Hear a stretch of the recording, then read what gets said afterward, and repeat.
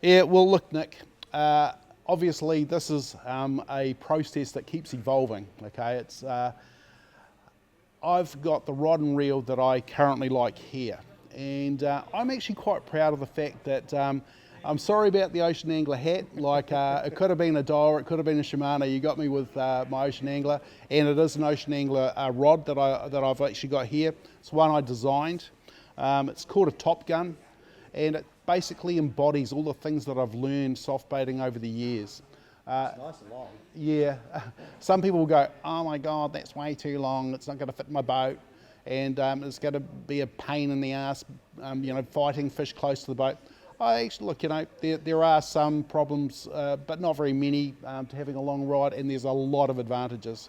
There are things that there's so many more things that you can pack into a longer rod. You can give it a light sensitive tip, and one that's light enough to cast very light jig heads, but still enough power going a bit further down to cast heavier ones. So it's a two-piece, I see. It's a two-piece in the middle, so you just go and take it apart there.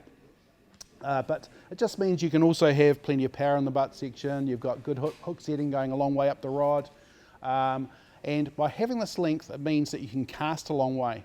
It means you're covering more area. It means too that you're actually able to go and hold the line down near the water so that it's less affected by the wind, which means that you're going to have less bow in the line, so you're more direct to your lure.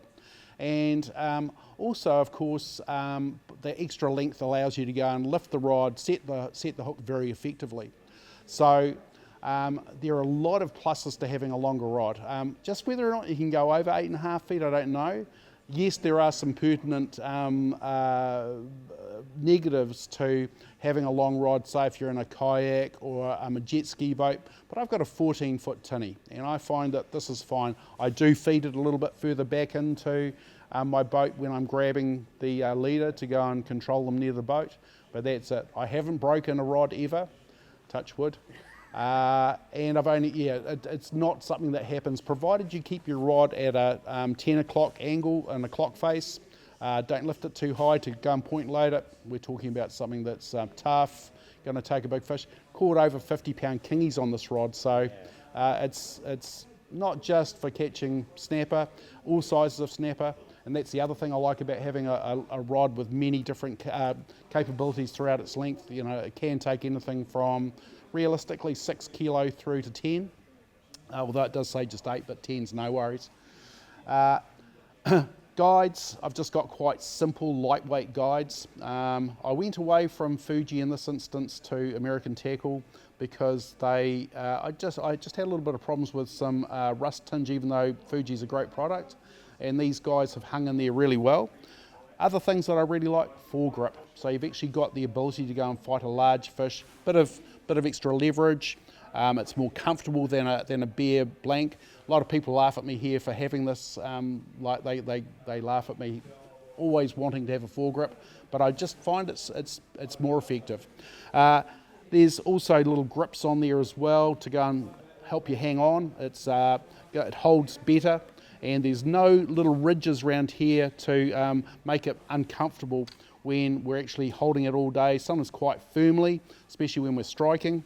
And we've got a decent length of butt section here to go and cast, good double-handed cast, well away from the boat, hold the reel at a good length away from my body, and it's just... Talk to us about the reel. The reel, okay, it's no accident that I've got a Daiwa Certate here. This is a 4,000 size. The 4,000 is basically good for 20 pound, the 3,000 is perfect for 15. So this is my elephant hunting reel. This is the one I'm going to have 20 pound braid on, high visibility. Usually that chartreuse colour stands out really well. And Daiwa J-braid is actually a really good example of that. It keeps its colour very well, casts nicely. So I'd quite often have that loaded up on there. My leader, all my friends just about, especially when they're going into these elephant country places, tiger country, You're talking Northland for those that don't know. No, absolutely not. I'm talking about Little Barrier, Great Barrier, Horn Rock, Anchorite, all those places, just a little bit further out, even Cowell. Fishing along North Channel, I will quite often go to I'm usually a 20-pound leader man. My friends are using 30, and they actually don't seem to miss out too much. So I do think about it, and it gives them a lot of confidence. But sometimes when the fish are wary, that 20-pound, the 20-pound and the 30-pound really do have a few bites difference, and on a tough day, that can add up to you being successful or not. Get a good fluorocarbon, like I quite like Yozuri. That's been a good one for me. So that basically is it. Rod and reel. It's, as I say, it's like the sum of my soft baiting life. The other thing with this reel is just like you just got to start turning the handle, and it just it's so smooth. The drag, it's just the inertia or the lack of inertia, unbelievable. And they said that it's got better on this latest model. I couldn't even tell the difference before. So I'm sorry to keep banging on about these guys because Shimano do good ones, Penn do some pretty good ones, but this one is perfect for me. If someone wants one, they come see you here. Come and see me here because, there's still a couple left, believe it or not. As I was saying to you, I almost apologise for being very Daiwa heavy in this instance. If it was game fishing, it would be all Shimano. But when it comes to my stick baiting, I'm looking for something which is light, something for me to easily use. I'm getting to be an old man now. Not as fit, not as strong. So I need, I've got a PE 3 to 6. So that's basically a 30 to 60 pound capable outfit. This reel will take around about 300 metres of that line. So that's a good amount. It doesn't need to, it's a Saltiga, and it's just bloody fantastic. Ever since the first time I used, I think it was a 6500, it was one of the first ones that ever came out. I got a marlin on it, and I went, this is the one for me. That a reel can take the pressures of a marlin screaming out hundreds of metres, although we did chase after it very fast. It was so exciting, and to have the braid, which is so different to nylon because you go very direct to the fish, so when it's jumping, it's all just being transferred through to you, and it's like a lot of... So you got a marlin on a topwater rod? No, not on the rod, on the reel. Yeah, but the Saltiga reel was, what impressed me. Yeah. And of course, they've come a long way since then. Like you just like some of the other reels, you just in the top class, you only have to just lightly touch the handle for it to go around. It's almost effortless. Same with the latest in the Stellas from Shimano. They feel very similar. So we've got products that I use. It's the right size. It's actually remarkably light, so I can fish it all day. This rod, I remember when I first got shown like 8 foot plus stick bait rods, and I was going, why on earth would you want to go and use a rod that long? Surely the leverage is going to be used against you. But they're really clever. It's the taper, so it's quite fast, and in this particular instance, I've got a Saltiga rod as well. And what I mean from a fast action is that it tends to readily fold away.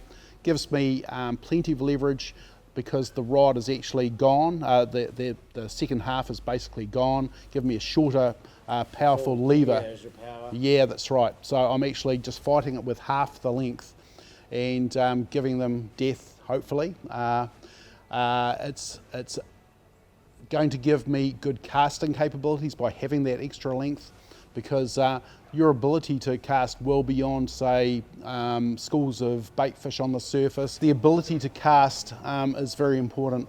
That to go and cast beyond, say, surface feeding, trevally, kahawai, that sort of thing. Where you don't want to be casting straight into them, you want to go and cast on the edges of them. The kingies are quite often underneath or just circling around a bit further away from them, just waiting for their opportunities. So having a lure that will alert them well before you actually get into the zone is a good thing. That's why I'll quite often have something like a popper of some sort that's creating some fuss on the surface to go and say, here we are, dinner gong, come over and have a look. With these poppers, of course, they're shifting a lot of water. It's just like a fish feeding on the surface, getting the predators used to the fact that something's going on, making them come in to have a look. And they work very, very well. So I'm a big fan. So we've got that lure a long way out. We work it back through along the sides of those feeding fish. That's usually to start with, or we use it to reach certain parts of structures, such as things that stick up near, like reefs that stick up near the water, top of the water.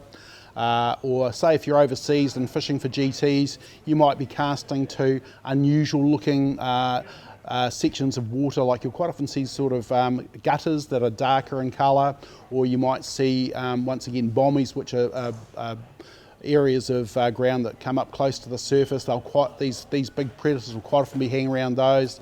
Any outlet that comes through reefs. So we're looking for specific things that attract predators, and the ability to reach more of them means that you're going to actually more likely to come across them. So having that ability makes a huge difference, and that's what you get with a rod of this sort of length. But as I say, when you hook the fish, it's going to fold away and you can land them.